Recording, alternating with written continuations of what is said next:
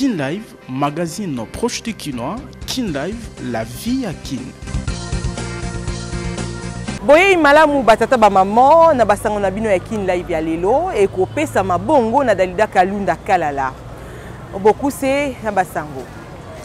Célébration il y a le 8 mars mokolo molongo et bonzeli ba maman na RDC misa monene lingela misa samedi na palais du peuple na tina ya kimia na mboka RDC. Bipai mosusu obemina coupé Emmanuel Ramazani Shadari bapeki sami kobima na mabele ya RDC kozelaka audition ya tribunal militaire supérieur ya Kinshasa Gombe ezali bongo mokano ya ministre ya justice Constant Mutamba. Union européenne et boyi kozala reseller ezali bongo liyebisi ya délégation pe lisanga ya bikolo ya Europa et talisi na libaku ya boyamba mina bango na mokonzi Félix Antoine Tshisekedi.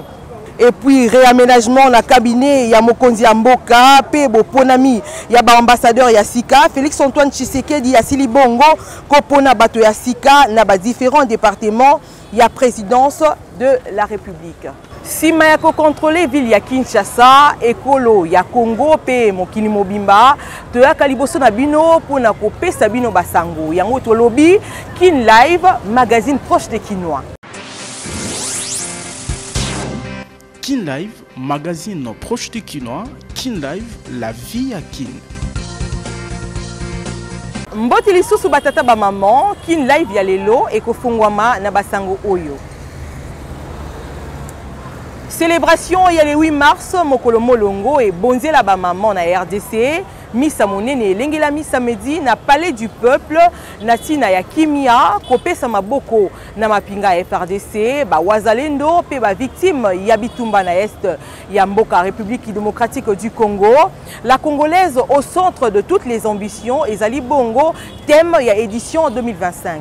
La date du 8 mars nous rappelle en effet les défis uniques et souvent dévastateurs auxquels les femmes de notre nation sont confrontées à la suite des guerres et des violences qui ont marqué profondément notre nation. Les témoignages des victimes, les récits personnels des femmes qui ont subi des violences sexuelles et physiques sont puissants et peuvent sensibiliser le public à l'ampleur de la tragédie. Les femmes et les jeunes filles sont victimes de violences sexuelles utilisées comme armes de guerre et pourtant elles restent les gardiennes de la paix et les architectes de la reconstruction de notre pays. Avec l'agression de l'armée rwandaise et de ses supplétifs du M23 dans l'est de notre pays, l'actualité nous replace devant nos responsabilités quant à la condition de la femme congolaise confrontée une nouvelle fois à cette barbarie.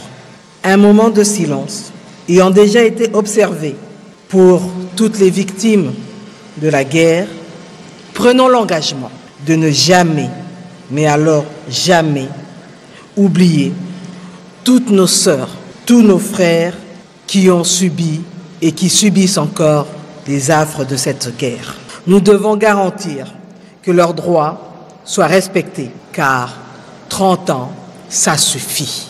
Obaminaku pe Emmanuel Ramazani Shadari bapeki sami bongo kobima na mabele ya RDC kozelaka audition na tribunal militaire supérieur ya Kinshasa Gombe ezali bongo mokano ya ministre ya justice Constant Mutamba sima ya convocation ya bakondi ya PPRD oyo na justice.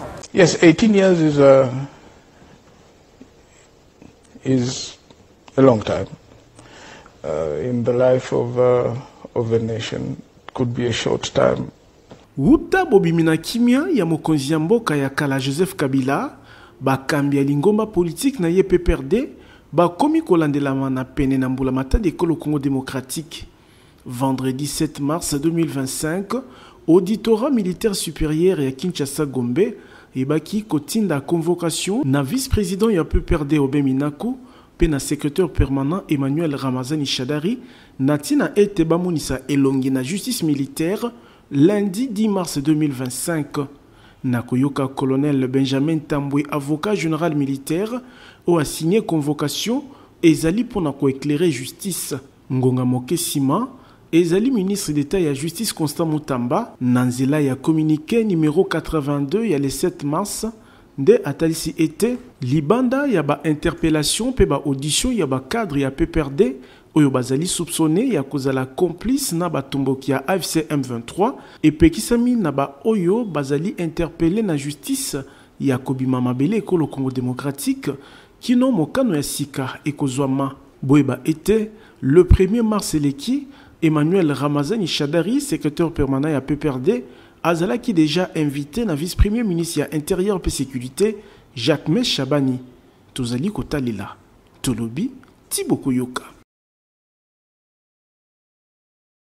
Union européenne et boyi kozala reseller to lisanga oyo e sombi eloko ya moyibi pe ya makila ezali maye délégation ya ba député ya bikolo ya Europa et talisi na libaku ya boyambami na bango na mokonzi ya mboka Félix Antoine Tshisekedi na koyoka Thierry Mariani bazali bongo kozela Conseil européen pambate mikano mizwami contre Rwanda et sengeli bongo et na misala. Parlement européen ezali kolanda na bokebi likambo ya bokengi na este kolo Congo démocratique.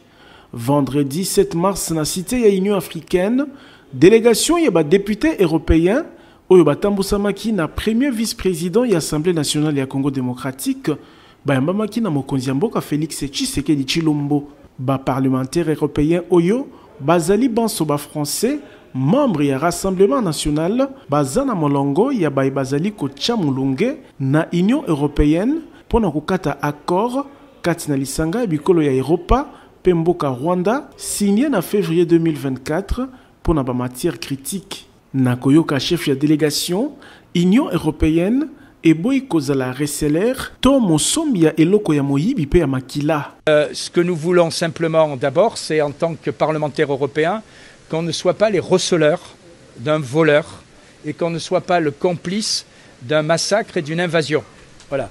Et deuxièmement, on a essayé aussi de trouver une solution qui pourrait permettre d'éclaircir tout ça. C'est ce qu'on a un peu présenté au président, à savoir une solution technique qui permettrait d'assurer la traçabilité des minéraux et qui ferait en sorte que bien on saurait clairement qui est le vrai propriétaire. Nalikambo itali bitumbu contre Rwanda, ba parlementaire européen, batalsi ete bazali kozela Conseil européen ekoya po esengeli mikano mizwami ekota na misala. Qu'il faut que la Commission européenne qui décide applique les décisions du Parlement européen.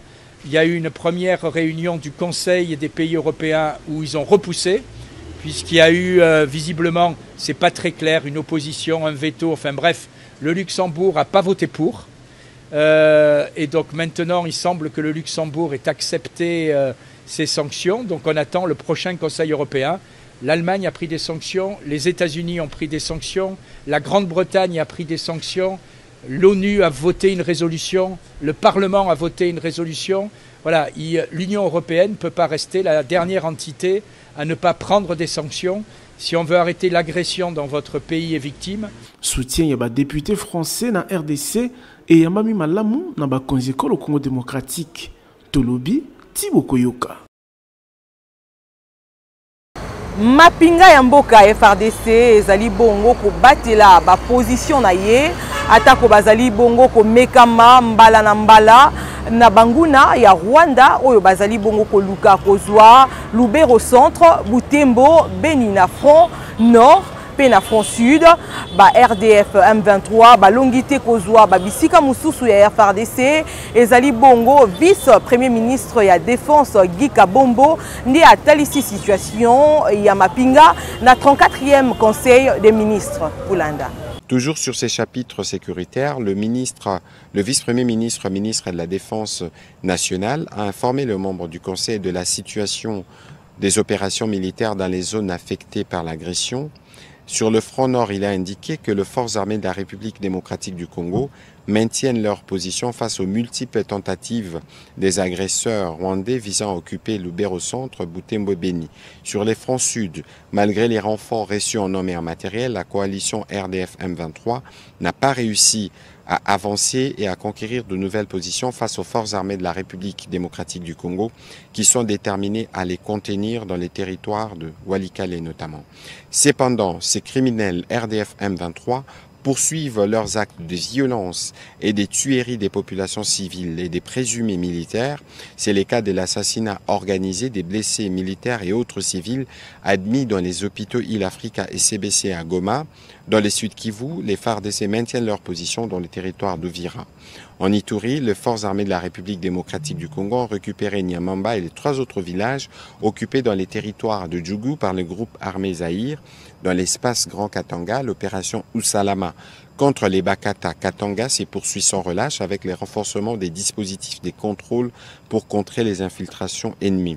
Réaménagement na cabinet ya mokonzi ya mboka pe boponami ya ba ambassadeur ya Sika Félix Antoine Tshisekedi ya sili bongo kopona bato ya Sika na ba différents départements ya présidence de la République ndakisa na direction ya communication Fara Mwamba nde aponami bongo et Sika ya Eric Niki oyo a commis ambassadeur ya République démocratique na Mauritanie Tolanda.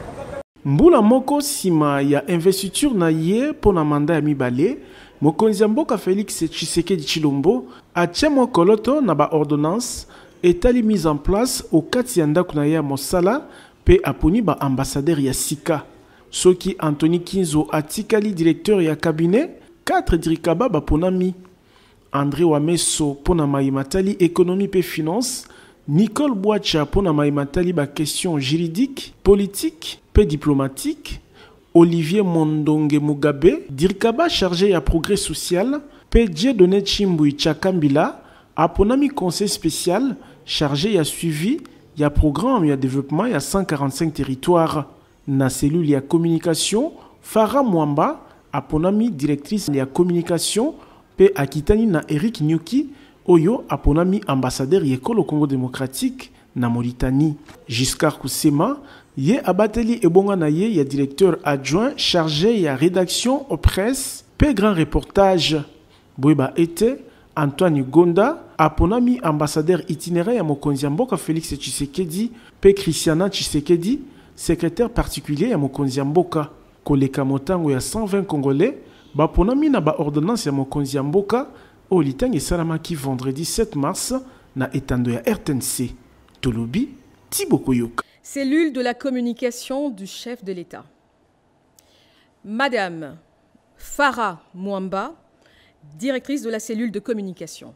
Opposition ezali bongo kokoba kokembisa position na ye kotala ba enjeu de l'heure na lolenge oyo Jean-Marc Abound président ya Alliance pour le changement pe Mike Mukebai bakutana ki bongo vendredi mikolo muke sima bango kobima na boloko ya makala. Kin Live, magazine proche de Kinois. Kin Live, la vie à Kin. Yambo akoba na itinérance na ye na ngambu ya Kimpese pona ko mobiliser population ya kotelema contre agression ya Rwanda. Mokonzi ya Mbula Matadi Judith Suminwa asolola kina 1000 jeunes oyo bami komisi sika na molongo ya mapinga kati na bango bilenge basi tukumi bale na motoba to 26 na centre ya entraînement ya Tombagadio. Lelo bondimi botelema bo s'enrôler na ba FARDC po bo défendre mboka na biso. Mboka o tozana ngo kaka moko tozana mususu te. Nguna kokoye la biso te ndenge tomona ki kuna na est na Goma na Bukavu na ba localité mususu ba Rwandais ba koti na ba M23 eze loko ya malamu te. Ndenge tozali likolo mabele oyo ça veut dire que moko na moko esika ya azali il faut attendre ma atelema. Kaka jeudi 26 mars na meeting asalaki na Kimpese, mokonzi ya Mbula Matadi ayebaki na ko sensibiliser pe ko mobiliser bana ya mboka contre bitumba Rwanda ezali ko bundisa mboka na nzela ya ba M23 AFC. Liboso ya etuluku ya batu bayaki koyoka ye mokonzi ya Mbula Matadi oyo abengaki bilenge ya koyingela na molongo ya FARDC atalisi ete bazali kosala manso pona komatisa lifuti ya soldat pe policier congolais. Est-ce que bino ba jeune a songololo ya Kimpese est-ce que bozali? Bondimi bokende armée bokende bitumba pona mboka. Ya solo wana penza bolobi ke bondimi représentant ya commandant ya région militaire azozela bino bo s'enrôler sur instruction à chef de l'état tolobi boye.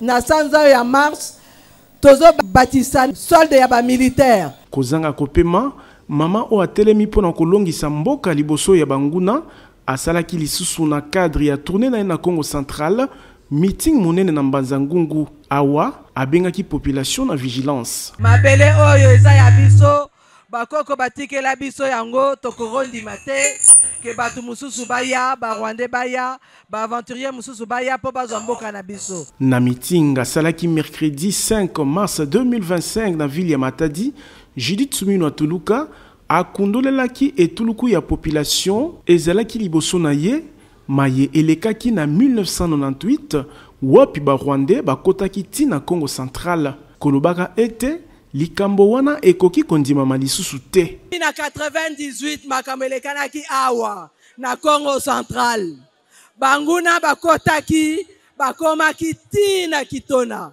bino boyebi yango bomona makambo esalama ata na port a Matadi bazui biloko eske bolingi ebandela lisusu tolobi Tiboko Yoka. Ba église ezali bongo kokoba kopesa maboko na effort de guerre. Engebene na mbela ya ministre ya justice Constant Mutamba, renouveau charismatique du Congo na bokambami ya évêque Godefroid Badibanga, ba pesa ki bongo mabonza ya église na commission oyo ezali na mokumba ya kokongola mabonza nyonso. Biso batu yamba ya renouveau charismatique au Congo.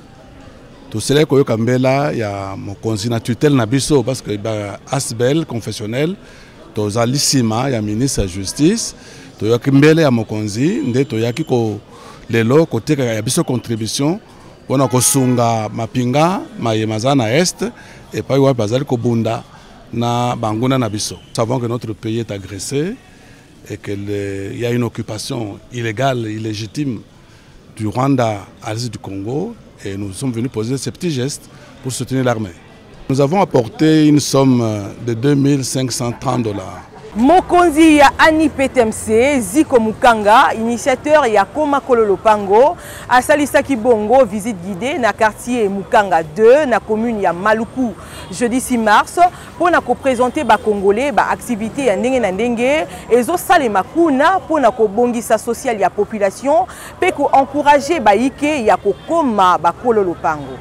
Engagement patriotique na ye ya komona bana ya Congo ko bika malamu na mboka na bango. Des motivations, il y a visite, il y a plus de 300 Congolais. Jeudi na quartier Mukanga de Ezwami na Menkao na commune ya Maluku. Étendu na 2500 hectares.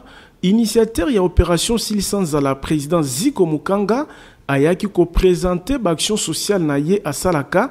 Ndakisa 500 hectares ya bilanga. Wapi bilona ya ndenge na ndenge elonami pour na ko soutenir vision mokonzi ya mboka ya revanche ya sol sur les sous-sols. Opération Tolasaki ezali opération Silisanza. Yango baye ko vivre lelo 500 hectares ya bilanga. Kolongwa bilanga, cortège et kobaki na maziba ya mbisi, bisika bangolo ziko, mungusu ziko, tilapia ziko, pe bambisi ya ndenge na ndenge bazali kobokolama na tina ete ba Congolais balia bio. Etandi mobimba oyo parce que c'est un sala 200 majiba.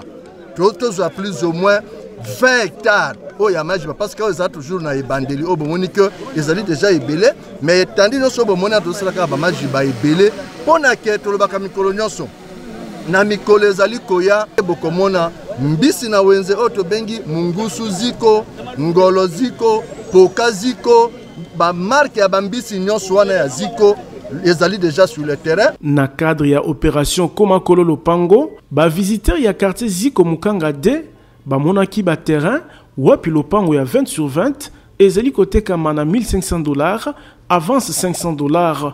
Visite et soukaki na terrain ya football, et sika école de foot Ziko, ezali kotongama. Awande, aebaki na kotalisa na ba bianga binaye procédure, pour nous bénéficier de service na ye. Les lomimi qui 7 que bande ko ba visiter biloko misatu o tolobaki Koma kololo pang ya onde bayaki ba mona pe ba etandi bisika tozali ko kabola pe mapangu ba mona pe silisanzala o tolobaki ete Congolais no sako kana kolia eloko e uti na mabele ba uti ko visiter opération silisanzala o tolobi tolona ki biloko ndenge na ndenge ba masangu biloko nyonso bomoni pe yango to utaki pe kotala pe ba mbisi esika tozali bino mona déjà que zali stade oyo esalemi bino so pe bakozala invité awa na ministre ya sport akozala pona ko inaugurer parce que tozali na programme na biso ezali ya stade en même temps pe école ya foot boyba été na opération comme patron président Ziko Mukanga mokonzi ya ANIPTMC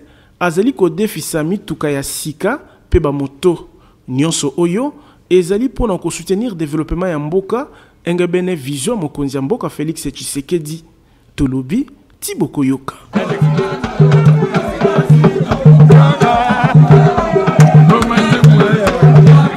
Kotambola na sens unique alterné et kozonga lundi 10 mars na balabala Nguma pe na avenue tourisme na commune ya Ngaliema. Mokano oyo ezwami bongo na vice premier ministre ya intérieur Jacquemain Chabani sima ya liyangani na ye na vice premier ministre ya transport Jean-Pierre Bemba. Kotala ba embouteillage lolenge ezali ko perturber circulation ya mituka mbula matadi esili kozongisa mokano ya sens unique alterné pona balabala Nguma kobanda na Meteo kino magasin Kitambo pe avenue du tourisme tonzela ya mai kobanda pompage kino magasin Kitambo mokano oyo ezwamaki jeudi na liyangani vice-premier ministre ya intérieur Jacquemain Chabani azalaki nango na vice-premier ministre ya transport pe voie de communication Jean-Pierre Bemba Gombo na communiqué esukisaki liyangani etalisi ete kobanda lundi 10 mars 2025 de sens unique alterné ekozonga kaka na banzela mibale oyo ya commune ya Ngaliema selon mukano yango kobanda 5h ya tongo kino 11h mituka ekouta pompage pona kokende vers magasin Kitambo pe kobanda 15h kino 20h mituka ekouta magasin Kitambo pona kokende pompage na oetali avenue du tourisme na ngambu ya balabala Nguma pe lokola kobanda 5h kino 11h mituka ekouta na ngambu ya Meteo vers Kitambo magasin pe kobanda 15h kino 20h ekolongwa magasin Kitambo vers Mbinza Meteo tolobi Tiboko Yoka.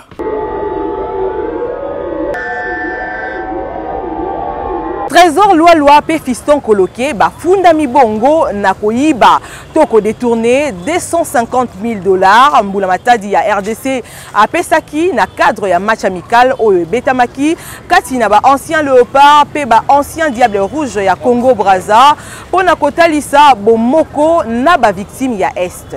Le 2 mars au Cabo Lekao, c'était un dimanche. Congo Nabiso, na République à Brazza, tout le but un match d'amitié. Pour la compassion, il y a des Est. Les anciens léopards, les anciens diables rouges. Gouvernement a mis ici $250,000. Il n'y a pas de bagaille. Moi, $250,000. Je vais beaucoup de garçons, qui paye ex-léopard, Trésor Loi, et un autre garçon qui s'appelle Fiston Coloqué. Tant qu'on va mettre un match, il fallait que les musiciens n'abusent pas de la chante.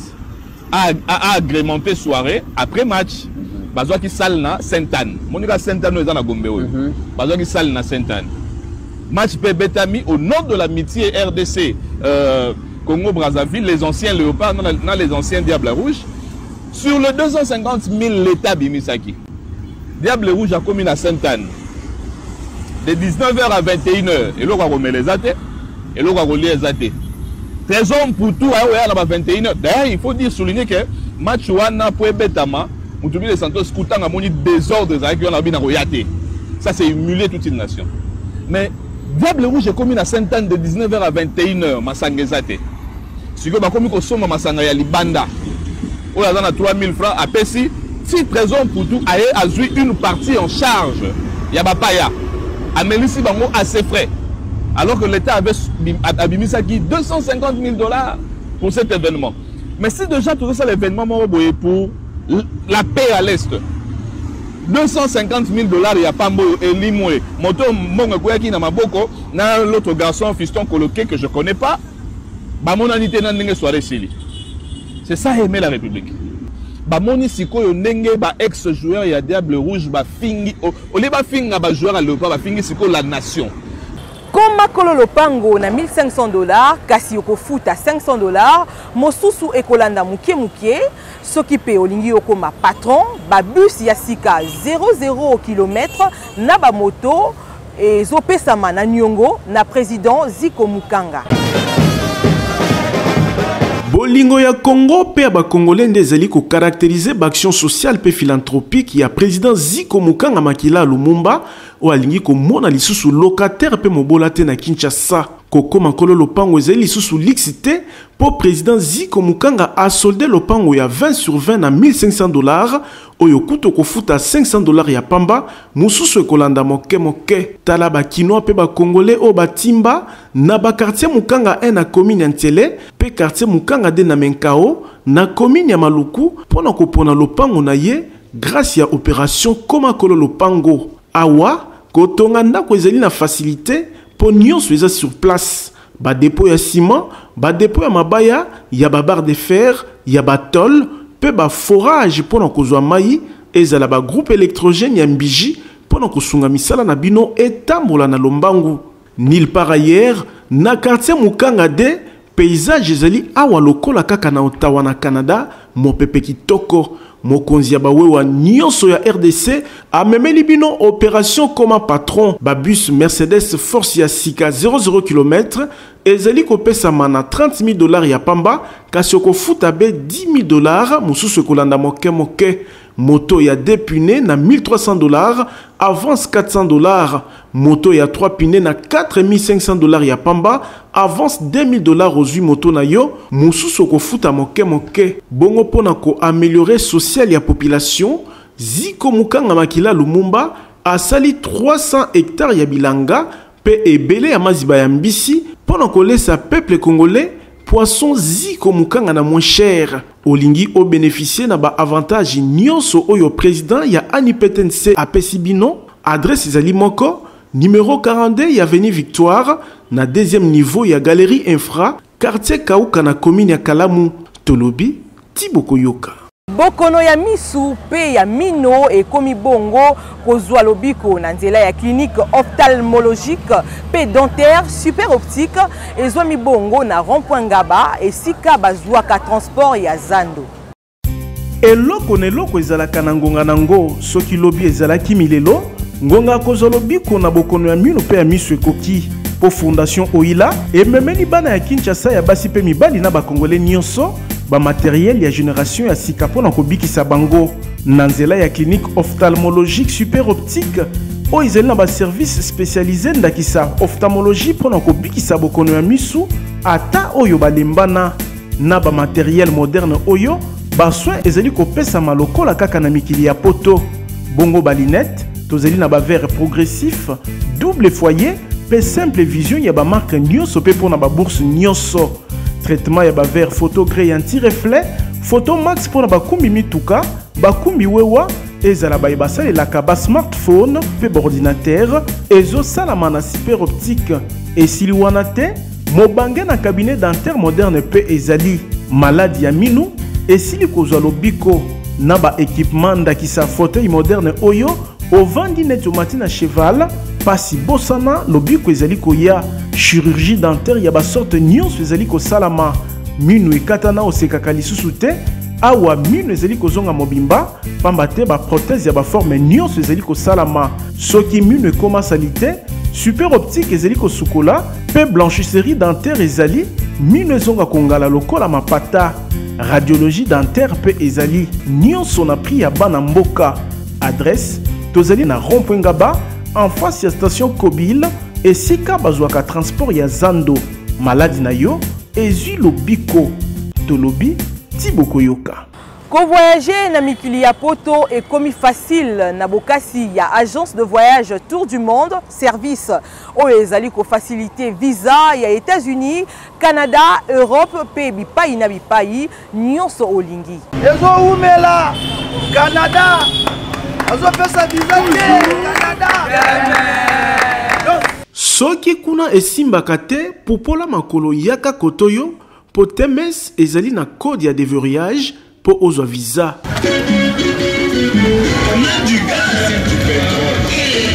Moto a découragé Otendeko, projet na yo ya kokende Canada, États-Unis, Europe pe bipai na bipai, ezali toujours possible et réussir ce qui osali confiance na Tour du Monde Service, agence certifiée ou ezali spécialisée na ba démarche ya visa pe prise en charge ya moto nyonso alingi ko voyager. Quand on connaît. Et quand on ne connaît pas, on apprend.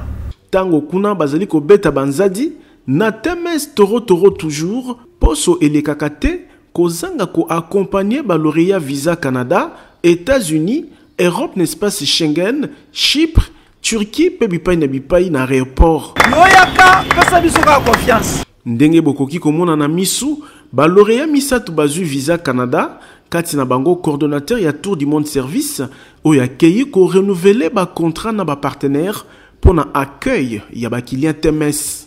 Sima ya kozwa ba passeport na visa Canada, direction aéroport international ya Njili. TMS likolo, TMS. Tala bandeko na Canada, mboka malili na esengo. Cordo wana kati ya Canada. Ndeko mwana ya Kinshasa pe ya Congo démocratique, kobuka na te yaka na TMS po awa irataka te. Tozali na numéro 5151 ya balabala Kasavubu, quartier Matonge 1 na commune ya Kalamu. Na TMS visa nde visa. Tolobi Tiboko Yoka. Kin Live, magazine proche de Kinois. Kin Live, la vie à Kin. Magazine Kin Live ya lelo esukeli bongo awa nazalaki bongo nesengo ya ko présenter bino yango ngai Dalida Kalunda na occasion ya mois oye pesa mila ba maman mingi mokolo ya lelo ya le 8 mars totombeli basignon so milulu malamu mingi na basi yo bazali na est ya République démocratique ya Congo pe na pesi bongo mbote na mando mampuya pe na Darina coiffure la main surnaturelle. Kin Live, magazine proche de Kinois. Kin Live, la vie à Kin.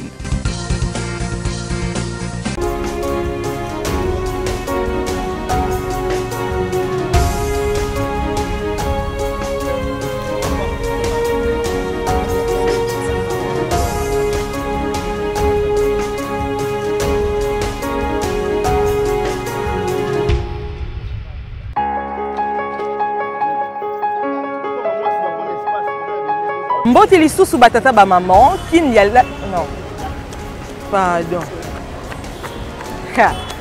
oncle félicitations Moussalo pardon ya lingala c'est pas facile hein nyonso ezo pesa mana nyongo nde ngaye si c'est pas facile on a trop forcer pena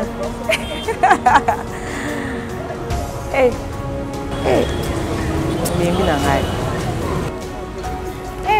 pardon na boka ta coiffeuse na ngai oncle o pesa nga mayele o ngai linga ko yekola na toki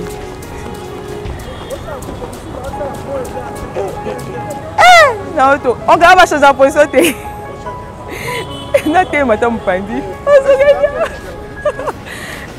ta pardon oncle o eza mukua mais ça un journal en français lingala.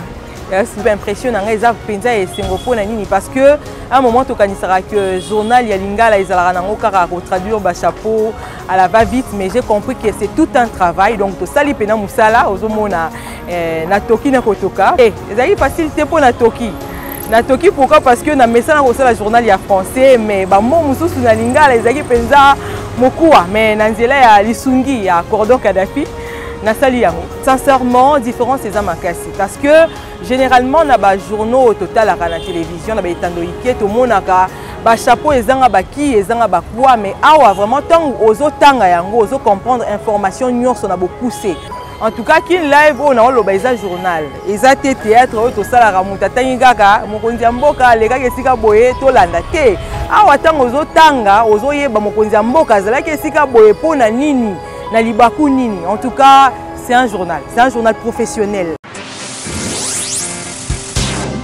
Kin Live, magazine proche de Kinois. Kin Live, la vie à Kin.